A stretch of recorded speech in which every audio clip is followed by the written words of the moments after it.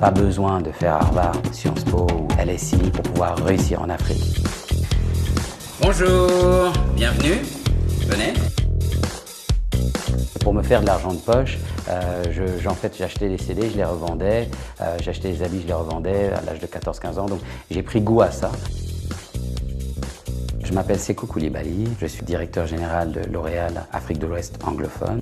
J'adore en fait tout ce qui est créativité, mode, beauté. En fait, c'est une passion que j'ai avant de travailler pour L'Oréal. C'est un monde créatif où il faut être passionné, mais il y a le côté business aussi qui est pour moi vraiment on va dire enrichissant dans le sens où on apprend des deux côtés.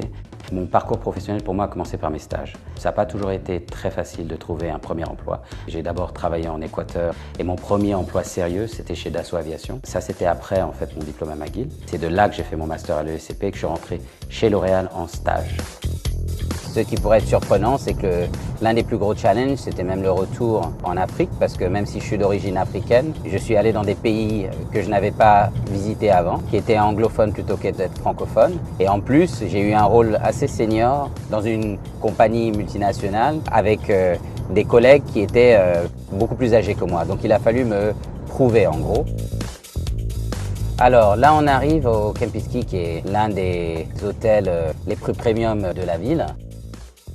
On sponsorise le Glitz Africa Fashion Week, qui est l'une des plateformes de mode les plus en vogue en ce moment en Afrique de l'Ouest.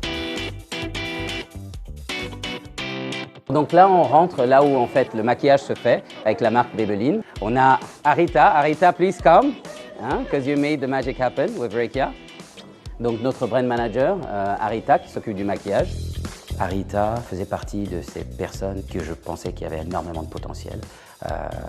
Une bonne énergie, une expertise maquillage, une sensibilité. À force de la pousser, elle a vu elle-même qu'elle était capable de beaucoup plus. Il m'a inspiré beaucoup. Avant de travailler avec Sékou, j'étais juste marketing, mais Sékou m'a ajouté de commercial aussi. À cause de ça, j'ai placé de numéro 10 de 50 femmes d'affaires au Ghana. En Afrique, il y a énormément de potentiel.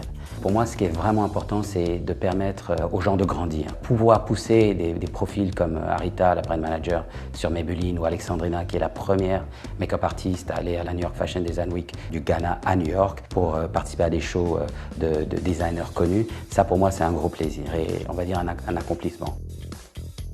À partir de 20h, les gens commencent à venir. Donc l'idée pour nous, c'est de venir à l'avance, s'assurer que tout est bien organisé, que tout le monde est en place avant l'arrivée des VVIP.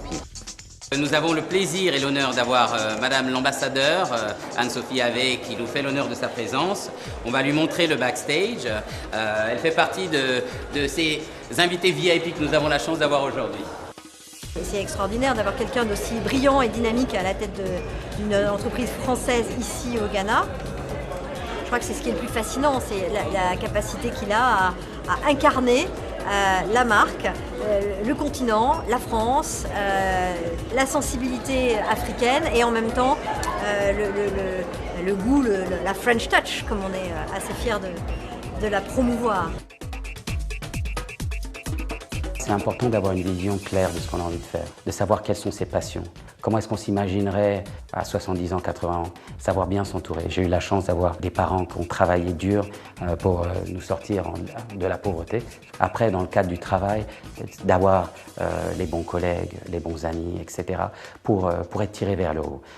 C'est très important, pas abandonner et de se battre jusqu'au bout. La vie est courte, donc il faut y aller.